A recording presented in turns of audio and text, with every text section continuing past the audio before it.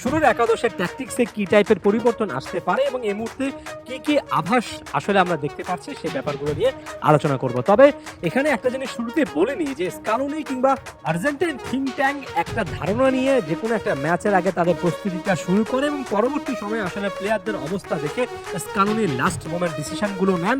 তাই এখানে যে প্লেয়ারদেরকে নিয়ে আলোচনা করছি সেটা প্রাথমিক একটা ধারণা থেকে আর্জেন্টাইন মিডিয়াগুলো বলছে।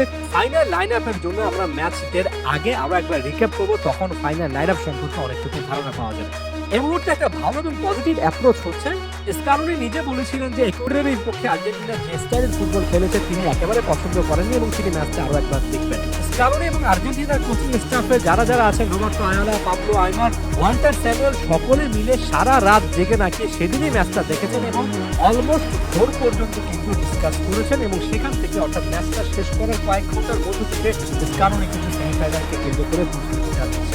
ইউআইসি স্পোর্ট বলছে গোলকিপার হিসেবে স্বাভাবিকভাবে ডিগো মার্টিনেজ দুর্দান্ত ফর্মে আছেন। ডিফেন্সে আরো একবার লিজান্ডো এবং ক্রিস্টিয়ান রোমেরোর জুটিটা দেখা যাবে। লেফট ব্যাক পজিশনে নিকোলাস ট্যাগলেফিকোকেই কিন্তু এখন পর্যন্ত চিন্তা করা হচ্ছে, যদিও মার্কোস অ্যাকুইনা তার হালকা চোটটা অনেকটুকু কাটিয়ে উঠেছেন। রাইট ব্যাক পজিশন নিয়ে অর্থাৎ নাহুয়েল মলিনার পজিশন নিয়ে একটা সিদ্ধান্ত নিতে হবে। মলিনার পারফরমেন্সটা ভিন্ন একটা কনটেক্সটে হয়তো বা কানাডার জন্য যথেষ্ট পরিমাণ ভালো হবে না। আমার একটা ধারণা থেকে গঞ্জালো মন্টিয়েলকে শুরুর একাদশে স্কালোনি রাখতে পারেন। কেন মলিনাকে আসলে রিপ্লেস করা হতে পারে সেটার একটা গ্লিমস, সেটার একটা উদাহরণ আমরা কিন্তু একটা অ্যানালাইসিস ভিডিওতে দেখিয়েছি, যেখানে দেখিয়েছে নাহুয়েল মলিনা উঠে আসতে কিভাবে আর্জেন্টিনার রাইট ব্যাকের ওই স্পটটা প্রতিপক্ষ ফাস্ট উইঙ্গাররা কাজে লাগান বা প্লেয়াররা কাজে লাগান। প্রতিপক্ষ দলে যেহেতু আলফোনসো ডেভিসের মতো খুবই ফাস্ট প্লেয়ার রয়েছেন, ওই জায়গায় অপারেট করবেন, সেক্ষেত্রে মলিনার ডিফেন্সিভ স্কিলের ওই ঘাটতিটা গঞ্জালো মন্টিয়েল পূরণ করবেন এমনটা একটা ধারণা কিন্তু আসলে করা হচ্ছে। আপনারা ওই ভিডিওটা কিংবা ওই ভিডিওগুলো আর একবার দেখে নিতে পারেন। মিডফিল্ডে একটা বড় রকমের পরিবর্তন দরকার, তবে এনজো ফার্নান্দেসের পরিবর্তে লিয়ান্দ্রো পারাদেস সিডিএম হিসেবে স্টার্ট করবেন এটাই এখন পর্যন্ত ধারণা। রাইট মিডফিল্ডার হিসেবে রদ্রিগো ডি পল এবং লেফট মিডফিল্ডার হিসেবে অ্যালেক্সিস ম্যাকঅ্যালিস্টার স্টার্ট করার কথা। ম্যাকঅ্যালিস্টার গত ম্যাচেও দুর্দান্ত ফুটবল খেলেছেন, ডি পলের কাছ থেকে আরেকটা বেটার পারফরমেন্স চাই। এই জিনিসটা ভুলে যাবেন না যে এই দলটাতে এজিকুয়েল প্যালাসিওস কিংবা লোচার্সের মতো মিডফিল্ডার আছেন, তাদেরকে গেমের গুরুত্বপূর্ণ মোমেন্টে যদি দরকার পড়ে অবশ্যই সাথে সাথে ব্যবহার করতে হবে।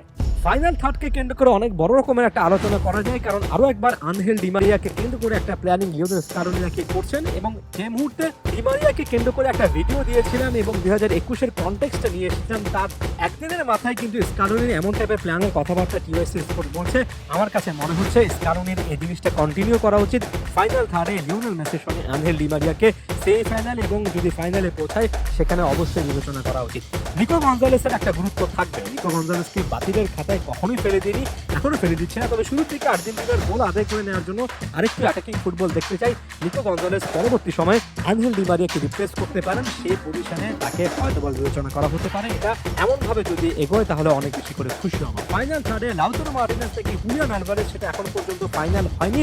লাউতারো মার্টিনেজকে অনেকে এগিয়ে রাখছে, এখন পর্যন্ত 4টা গোল করে টুর্নামেন্টের সর্বোচ্চ গোল স্কোরার। তবে হুলিয়ান আলভারেজের কথা ভুলে যাবেন না, ওই যে সবসময় বলি মাঠের মধ্যে লিওনেল মেসি থাকলে ওই সাইডটা কিংবা মাঠের অন্যান্য অনেক সাইডে অনেক বেশি রান বা এরিয়া কভার করে লিওনেল মেসি আনহেল ডি মারিয়াদেরকে ডিফেন্সিভ ডিউটি থেকে মুক্ত রাখতে হুলিয়ান আলভারেজ খুবই ভালো একটা অপশন। তো আলভারেজেরও কিছু না কিছু অবশ্যই সুযোগ আছে। এটা গেল ওভারঅল প্লেইং 11 কেমন হতে পারে সেটা প্রাথমিক ধারণা। এই মুহূর্তে ট্যাকটিক্স এবং আর্জেন্টিনার অ্যাপ্রোচ কেমন হতে পারে সেটা নিয়ে বড় রকমের কোনো আপডেট নেই, তবে আমার কাছে মনে হচ্ছে ফার্স্ট চয়েস 11-এ কিন্তু সেই জিনিসটার অনেকটুকু মিন বা ইঙ্গিত করা থাকবে। যদি ফার্স্ট চয়েস 11-এ আপনি আনহেল ডি মারিয়াকে দেখেন, তার মানে স্কালোনি যথেষ্ট পরিমাণ অ্যাটাকিং ফুটবল খেলার শুরু থেকে চিন্তা করছেন, অন্তত শুরুতে সে চিন্তা করছেন, সেই জিনিসটা পাওয়া যাবে। এবং এই মুহূর্তে এই জিনিসটা চাই। কানাডার মতো একটা দল অবশ্যই তাদেরকে প্রাপ্য সম্মান দিচ্ছি, তারা প্রথম ম্যাচও আর্জেন্টিনাকে ভুগিয়েছিল, তবে আমার কাছে মনে হয় সময় এসেছে আর্জেন্টিনার এই স্কোয়াডে আসলে কতটুকু শক্তি রয়েছে, তারা যে আসলে বিশ্ব চ্যাম্পিয়ন একটা দল সেটা আরো একবার প্রমাণ করা। আরো অনেক ভিডিও আসবে, অবশ্যই ফুটবল সাথে থাকবেন। ধন্যবাদ সবাইকে।